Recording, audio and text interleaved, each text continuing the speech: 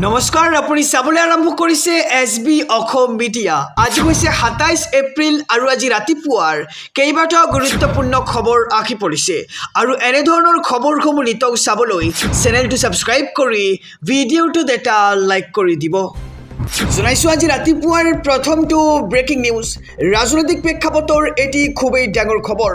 ৰাহুল গান্ধীৰ প্ৰশ্ন, মোৰ বিৰুদ্ধে 36টাকৈ গোচৰ, কিন্তু মমতা বেনাৰ্জীৰ গোচৰ হৈছে 0। আৰু কিয় এনেকুৱা হৈছে তাক লৈ এতিয়া ডাঙৰ প্ৰশ্ন কৰিছে ৰাহুল গান্ধীয়ে। জনাইছো সবিস্তাৰে খবৰ। মমতা বেনাৰ্জীক থকা সৰকা এইবাৰ ৰাহুল গান্ধীৰ। মোৰ বিৰুদ্ধে 36টা গোচৰ তুলিছিল বিজেপিয়ে, কিন্তু মমতা বেনাৰ্জীৰ বিৰুদ্ধে গোচৰ হৈছে 0। এটাও গোচৰ নাই মমতা বেনাৰ্জীৰ বিৰুদ্ধে। আৰু মমতা বেনাৰ্জীৰ আছে বিজেপি প্ৰীতি। বিজেপিৰ বিৰুদ্ধে সদায় নৰম হৈ থাকে মমতা বেনাৰ্জী। বিজেপিৰ তৃণমূল কংগ্ৰেছৰ কাজিয়া এখন নাটক বুলি আখ্যা দিছে ৰাহুল গান্ধীয়ে। আৰু মোদী চৰকাৰে মোৰ বিৰুদ্ধে 36টা গোচৰ দিছিল আৰু ইডিয়ে মোক 55 ঘণ্টা জেৰা কৰি সোধা পোছা কৰিছিল, কিন্তু মমতা বেনাৰ্জীৰ বিৰুদ্ধে এটাও গোচৰ দিয়া হোৱা নাই। আৰু বিজেপিৰ বিৰুদ্ধে পোনপটীয়া যুঁজ লগা নাই মমতা বেনাৰ্জীৰ। এয়া কেৱল এখন নাটক বুলি তেওঁ আখ্যা দিছে। আৰু মোদীয়েও মমতা বেনাৰ্জীৰ বিৰুদ্ধে এটা শব্দ বেয়াকৈ নকয় বা ইতিমধ্যে কোৱা নাই। আৰু বিজেপিৰ বিৰুদ্ধে কেৱল কংগ্ৰেছেহে যুঁজিছে। কংগ্ৰেছে দেশৰ সংবিধান ৰক্ষাৰ বাবে যুঁজি আছে। আৰু RSS বিজেপিয়ে সমগ্ৰ দেশতে হিংসা বিয়পাই আছে, কিন্তু কংগ্ৰেছে হিংসাৰ ঠাইত প্ৰেমৰ দোকানহে খুলিছে বুলি মন্তব্য কৰিছে এইবাৰ ৰাহুল গান্ধীয়ে। আৰু মমতা বেনাৰ্জীক এইবাৰ থকা সৰকা কংগ্ৰেছৰ যুৱৰাজ ৰাহুল গান্ধীৰ। তেওঁ কৈছে যে মোৰ বিৰুদ্ধে 36টা গোচৰ তৰিছিল, কিন্তু মমতা বেনাৰ্জীৰ বিৰুদ্ধেও এতিয়ালৈকে এটাও গোচৰ তৰা নাই বিজেপিয়ে। আৰু এইখন কংগ্ৰেছ আৰু বিজেপিৰ এখন নাটক বুলি আখ্যা দিছে ৰাহুল গান্ধীয়ে। জনাইছো আৰু এটি ব্ৰেকিং নিউজ, ডাঙৰ খবৰ। অহা 4 মে'ত 26ৰ বিধানসভা নিৰ্বাচনৰ ফলাফল। আৰু দিছপুৰত এইবাৰ বহিবলৈ ব্যাকুল হৈ পৰিছে বিৰোধী। কোনে দখল কৰিব দিছপুৰ? এক ডাঙৰ খবৰ জনাইছো সমগ্ৰ ৰাজ্যবাসীক। 4 মে'ত অসম বিধানসভা নিৰ্বাচনৰ ফলাফলৰ দিন। চৰকাৰ গঠন কৰিবলৈ উদ্বাউল হৈছে শাসক বিৰোধী। লগতে কোন বহিব দিছপুৰৰ মচনদত, সেয়া হৈছে ডাঙৰ প্ৰশ্ন। আৰু বাকচত বন্দী হৈছে জনতাৰ ৰায়। কোনে দিব চেকমেণ্ট আৰু কাৰ সপোন হ'ব ধূলিচা, তাক লৈ এতিয়া ডাঙৰ প্ৰশ্ন উত্থাপিত হৈছে। আৰু 4 মে' ক'ব কাৰ হাতত সুৰক্ষিত হ'ব অসমৰ ভৱিষ্যত, কোন হ'ব দিছপুৰৰ ভাগ্য বিধাতা। আৰু 4 মে'ত অসম বিধানসভা নিৰ্বাচনৰ ফলাফল। চৰকাৰ গঠন কৰিবলৈ উদ্বাউল হৈছে শাসক বিৰোধী। আৰু আপোনাৰ মতে এইবাৰ কোনে চৰকাৰ গঠন কৰিব সেয়া জনাওক আমাৰ কমেণ্ট বক্সত। কোন বহিব দিছপুৰৰ মচনদত? আৰু বাকচত বন্দী হৈছে অসমৰ জনতাৰ ৰায়। কোনে দিব চেকমেণ্ট আৰু কাৰ সপোন হ'ব ধূলিচাত, তাক লৈ এতিয়া ডাঙৰ প্ৰশ্ন উত্থাপিত হৈছে, কিয়নো এইবাৰ 4 মে' ক'ব কাৰ হাতত সুৰক্ষিত হ'ব অসমৰ ভৱিষ্যত। জনাইছো আৰু এটি ব্ৰেকিং নিউজ, ডাঙৰ খবৰ। 48 ঘণ্টাৰ ভিতৰত ভাৰত এৰি গুচি যাব লাগিব বাংলাদেশী। আৰু এইবাৰ দেশৰ প্ৰধানমন্ত্ৰী নৰেন্দ্ৰ মোদীৰ সকিয়নি দেখিবলৈ পোৱা গৈছে। 48 ঘণ্টাৰ ভিতৰত ভাৰত এৰি গুচি যাওক বাংলাদেশী। লাষ্ট ৱাৰ্ণিং দেশৰ প্ৰধানমন্ত্ৰী নৰেন্দ্ৰ মোদীৰ। 29 এপ্ৰিলৰ পূৰ্বে ভাৰত এৰি গুচি যাওক অনুপ্ৰৱেশকাৰীসকল। এটাও অনুপ্ৰৱেশকাৰী ভাৰতত থাকিব নোৱাৰিব বুলি এতিয়া হুংকাৰ প্ৰদান কৰিছে দেশৰ প্ৰধানমন্ত্ৰী নৰেন্দ্ৰ মোদীয়ে। আৰু ভাৰতত অনুপ্ৰৱেশকাৰীৰ কোনো স্থান নাই বুলি মন্তব্য। আৰু অহা 29 তাৰিখলৈকে সময় দিছ ভাৰত এৰি গুচি যাওক অনুপ্ৰৱেশকাৰী। আৰু 4 মে'ৰ পিছত এটাকৈ অনুপ্ৰৱেশ বিচাৰি খেদা হ'ব ভাৰতৰ পৰা। আৰু 4 মে'ৰ পিছত ফুল একশ্যন মোডত নামিব বিজেপি চৰকাৰ। বাংলাদেশীক ৰঙা চকু দেখুৱাই গৰ্জন এইবাৰ দেশৰ প্ৰধানমন্ত্ৰী নৰেন্দ্ৰ মোদীৰ। অবৈধভাৱে ভাৰতত প্ৰৱেশ কৰা কোনো মানুহ থাকিব নোৱাৰিব এইখন ভাৰতত। আৰু 48 ঘণ্টাৰ ভিতৰত ভাৰত এৰি গুচি যাওক বাংলাদেশী। এইবাৰ হুংকাৰ প্ৰদান কৰিছে দেশৰ প্ৰধানমন্ত্ৰী নৰেন্দ্ৰ মোদীয়ে। লাষ্ট ৱাৰ্ণিং দি এইবাৰ হুংকাৰ প্ৰদান কৰিছে নৰেন্দ্ৰ মোদীয়ে। 29 এপ্ৰিলৰ পূৰ্বেই ভাৰত এৰি গুচি যোৱাৰ হুংকাৰ প্ৰদান কৰিছে অবৈধ অনুপ্ৰৱেশকাৰীসকলক। আৰু এটাও অনুপ্ৰৱেশকাৰী ভাৰতত থাকিব নোৱাৰিব।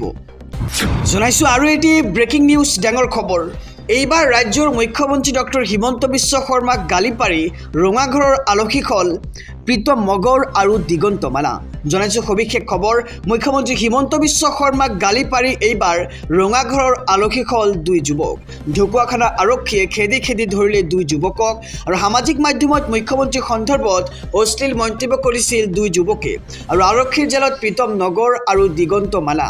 মাজনিশা ডিব্ৰুগড় ৰেল ষ্টেচনৰ পৰা আটক কৰা হয় প্ৰীতম মগৰক আৰু অশ্লীলতাৰ চূড়ান্ত সীমা চেৰাই গৈছিল প্ৰীতম মগৰে। বৰ্তমান ঢকুৱাখানা সদৰ থানাৰ আলহী হৈছে 2 অভিযুক্ত আৰু আৰক্ষীয়ে 2জনকে এই সন্দৰ্ভত সোধা-পোছা অব্যাহত ৰাখিছে। মুখ্যমন্ত্ৰী হিমন্ত বিশ্ব শৰ্মাক এইবাৰ গালি পাৰি ৰঙাঘৰৰ আলহী হ'ল 2 যুৱক। ঢকুৱাখানা আৰক্ষীয়ে খেদি ধৰিলে 2 যুৱকক। আৰক্ষীৰ জালত এইবাৰ প্ৰীতম মগৰ আৰু দিগন্ত মালা। জনাইছোঁ আৰু এটি ব্ৰেকিং নিউজ, ডাঙৰ খবৰ।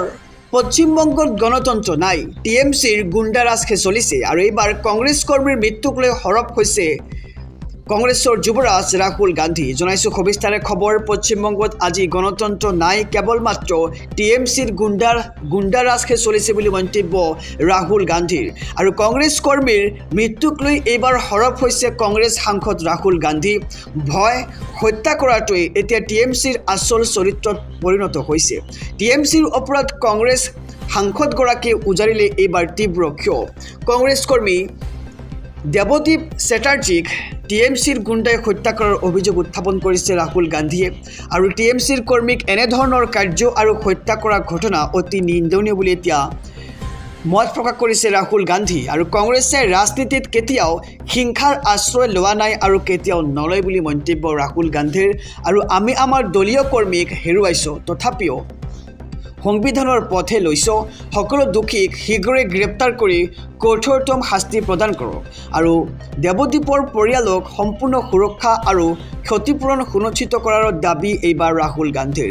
ভাৰতৰ অহিংসা পৰম্পৰাক কলংকিত কৰা এনে ৰাজনীতিক আমি প্ৰাধান্য নিদিওঁ, এনে মন্তব্য কৰি এতিয়া চৰ্চাত আহিছে ৰাহুল গান্ধী। জনাইছোঁ আৰু এটি ব্ৰেকিং নিউজ, ডাঙৰ খবৰ। এইবাৰ বিজেপিৰ নিৰ্বাচনী সভা দেখি খঙত অগ্নিশৰ্মা মমতা বেনাৰ্জী। ভাষণ নিদিয়াকৈ গুচি আহিল মমতা বেনাৰ্জী। জনাইছোঁ সবিস্তাৰে খবৰ। বিজেপিৰ চিঞৰ-বাখৰত এইবাৰ অতিষ্ঠ হৈছে মমতা বেনাৰ্জী।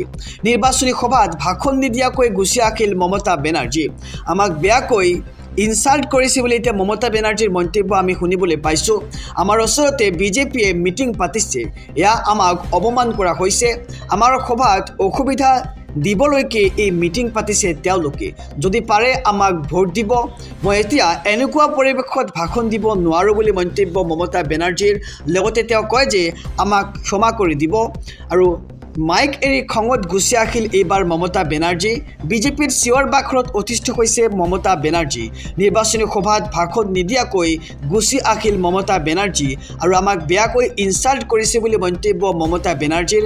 লগতে তেওঁ কয় যে আমাৰ ওচৰতে বিজেপিয়ে মিটিং পাতিছে আৰু এয়া হৈছে আমাক অপমান কৰাৰ উদ্দেশ্য বা লক্ষ্য। আৰু বিজেপিৰ চিঞৰ-বাখৰ শুনি এইবাৰ অতিষ্ঠ হৈছে মমতা বেনাৰ্জী। ভাষণ এৰি সভাৰ পৰাই গুচি আহে মমতা বেনাৰ্জী। জনাইছোঁ আৰু এটি ব্ৰেকিং নিউজ, ডাঙৰ খবৰ। বুকিঙৰ পিছত চিলিণ্ডাৰ নোপোৱাকৈয়ে ডেলিভাৰী মেছেজ আহিছে নেকি? ভুলতো শ্বেয়াৰ নকৰিব DSC নম্বৰটো। এহাতে চিলিণ্ডাৰ লওক আৰু তাৰ পিছতহে DSC নম্বৰ দিয়ক। আৰু কিয় আপুনি DSC নম্বৰ ভুলতো শ্বেয়াৰ নকৰিব, জনাইছোঁ সবিস্তাৰে খবৰ। বুকিঙৰ পিছত LPG চিলিণ্ডাৰ নোপোৱাকৈয়ে ডেলিভাৰী মেছেজ আহিছে নেকি? আপুনি ভুলতো শ্বেয়াৰ নকৰিব আপোনাৰ DSC নম্বৰটো। এহাতে চিলিণ্ডাৰ লওক আৰু তাৰ পিছতহে DSC নম্বৰ দিয়ক। ৰন্ধন গেছৰ নাটনিৰ মাজতেই একাংশই চলাইছে চিলিণ্ডাৰৰ ক'লা বজাৰ। বুকিঙৰ পিছত ফোনযোগে DSC নম্বৰ লৈ চলাই ক'লা ব্যৱসায়। গতিকে চিলিণ্ডাৰ নোপোৱা পৰ্যন্ত আপুনি শ্বেয়াৰ নকৰিব আপোনাৰ সেই বিশেষ DSC নম্বৰটো। মেছেজ অহাৰ পিছতো যদি আপুনি চিলিণ্ডাৰ নাপায় তেন্তে দিয়ক আপুনি অভিযোগ। মুকলি কৰা হৈছে কেইটামান বিশেষ হেল্পলাইন নম্বৰ। প্ৰথমটো নম্বৰ হৈছে 8927252667 আৰু এটি নম্বৰ হৈছে 8391990070 আৰু IOCLৰ তৰফৰ পৰা মুকলি কৰা হৈছে এই দুটা বিশেষ ফোন নম্বৰ। আৰু মিছ কলতে আপুনি বুক কৰিব, বুক হ'ব আপোনাৰ গেছ চিলিণ্ডাৰ আৰু আহিব নিশ্চিত মেছেজ। জনাইছোঁ আৰু এটি ব্ৰেকিং নিউজ ডাঙৰ খবৰ অগ্ৰিম জামিনৰ বাবে সৰ্বোচ্চ ন্যায়ালয়ৰ কাষলৈ এইবাৰ পৱন খেৰা উচ্চতম ন্যায়ালয়ৰ ওচৰ চাপিল এইবাৰ কংগ্ৰেছ নেতা পৱন খেৰাই অগ্ৰিম জামিনৰ বাবে সুপ্ৰিম কোৰ্টত আবেদন পৱন খেৰাৰ গুৱাহাটী উচ্চ ন্যায়ালয়ে নাকচ কৰিছিল অগ্ৰিম জামিন আবেদন আৰু ৰিণিকী ভূঞা শৰ্মাই গোচৰ তৰিছিল পৱন খেৰাৰ বিৰুদ্ধে শুকুৰবাৰে নাকচ হৈছিল কংগ্ৰেছ নেতা পৱন খেৰাৰ অগ্ৰিম জামিন আবেদন আৰু শুক্ৰবাৰে নাকচ হৈছিল কংগ্ৰেছ নেতা পৱন খেৰাৰ অগ্ৰিম জামিনৰ সেই আবেদন গুৱাহাটী উচ্চ ন্যায়ালয়ে নাকচ কৰিছিল পৱন খেৰাৰ অগ্ৰিম জামিন আৰু ন্যায়াধীশ পাৰ্থৱজ্যোতি শইকীয়াৰ বিচাৰপীঠে দিছিল এই ৰায়দান মুখ্যমন্ত্ৰীৰ পত্নী ৰিণিকী ভূঞাৰ বিৰুদ্ধে পৱন খেৰে আনিছিল অভিযোগ আৰু ইয়াক লৈ পৱন খেৰাৰ বিৰুদ্ধে ক্ৰাইম ব্ৰাঞ্চত গোচৰ ৰুজু কৰিছিল ৰিণিকী ভূঞা শৰ্মাই আৰু সেই গোচৰতে জামিন বিচাৰি উচ্চ ন্যায়ালয়ৰ কাষ চাপিছিল পৱন খেৰা জনাইছোঁ আৰু এটি ব্ৰেকিং নিউজ ডাঙৰ খবৰ ফেচবুকত জনপ্ৰিয় হ'বলৈ কোনে কিমান টকা খৰচ কৰিলে শীৰ্ষত অসম বিজেপি আৰু মুখ্যমন্ত্ৰী জনাইছোঁ সবিস্তাৰে খবৰ ২৬ৰ বিধানসভা নিৰ্বাচনৰ বাবে প্ৰচাৰৰ নামত কোন দলে কিমান টকা সামাজিক মাধ্যমত খৰচ কৰিলে ৰাজনৈতিক দল হিচাপে শীৰ্ষত আছে বিজেপি দল আৰু সমান্তৰালকৈ ৰাজনৈতিক নেতা হিচাপে শীৰ্ষত থাকিল মুখ্যমন্ত্ৰী ডক্টৰ হিমন্ত বিশ্ব শৰ্মা আৰু এইবাৰ ফেচবুকত কোনে কিমান টকা খৰচ কৰিছে আহি পৰিছে সম্পূৰ্ণ হিচাপ ফেচবুকত প্ৰচাৰৰ নামত কোটি কোটি টকা খৰচ কৰি শীৰ্ষত এইবাৰ অসম বিজেপি মুখ্যমন্ত্ৰী ডক্টৰ হিমন্ত বিশ্ব শৰ্মা কোটি কোটি টকা খৰচ কৰি ফেচবুকত নিৰ্বাচন কেন্দ্ৰিক প্ৰচাৰ চলালে ৰাজনৈতিক দল তথা নেতাই মুখ্যমন্ত্ৰী হিমন্ত বিশ্ব শৰ্মাকে ধৰি গৌৰৱ গগৈৰ লগতে বিজেপি কংগ্ৰেছে কিমান টকা খৰচ কৰিলে আপুনি জানেনে যোৱা ৯ এপ্ৰিলত অসমত বিধানসভা নিৰ্বাচন অনুষ্ঠিত হৈছিল আৰু ৰাজ্যৰ ১২৬টা বিধানসভা সমষ্টিৰ বাবে একেটা পৰ্যায়তে ভোটগ্ৰহণ অনুষ্ঠিত কৰে নিৰ্বাচন আয়োগে আৰু লক্ষণীয়ভাৱে ৰেকৰ্ড ভংগ কৰি ভোটাধিকাৰ সাব্যস্ত কৰে অসমৰ জনতাই ২০২৬ৰ নিৰ্বাচনত অসমত ভোটদানৰ হাৰ হৈছে ৮৫.৯৬% আৰু চলিত নিৰ্বাচনত প্ৰতিটো ৰাজনৈতিক দলে নিজৰ শক্তিৰ প্ৰদৰ্শনেৰে জোৰদাৰ প্ৰচাৰ চলালে নিৰ্বাচনত আৰু বিশেষকৈ কংগ্ৰেছ আৰু বিজেপিৰ মাজত হোৱা তীব্ৰ প্ৰতিদ্বন্দ্বিতাৰ ফলাফল কি হ'ব স্পষ্ট হ'ব ৪ মে'ত ঘোষণা হ'বলগীয়া ফলাফলত আৰু সকলোৱে সেই বিশেষ দিনটোলৈ বাৰ চাই থকাৰ মাজতে এটা তথ্য প্ৰকাশ পাইছে সেয়া হৈছে ২৬ৰ নিৰ্বাচনৰ বাবে প্ৰচাৰৰ নামত কোন দলে কিমান টকা সামাজিক মাধ্যমত খৰচ কৰিলে ৰাজনৈতিক দল হিচাপে শীৰ্ষত আছে বিজেপি দল আৰু উল্লেখ্য যে বিজেপিয়ে অসম প্ৰদেশ বিজেপিৰ ফেচবুক পেজত খৰচ কৰিছে ৫,১১ লাখ টকা ইয়াৰ বিপৰীতে কংগ্ৰেছে ইণ্ডিয়ান নেশ্যনেল কংগ্ৰেছ অসম প্ৰদেশ পেজত খৰচ কৰিলে ১,০৯ লাখ টকা আৰু সমান্তৰালকৈ ৰাজনৈতিক নেতা হিচাপে শীৰ্ষত থাকিল মুখ্যমন্ত্ৰী ডক্টৰ হিমন্ত বিশ্ব শৰ্মা মুখ্যমন্ত্ৰী হিমন্ত বিশ্ব শৰ্মাই নিজৰ ফেচবুক পেজত খৰচ কৰিলে ৩৩ লাখ টকা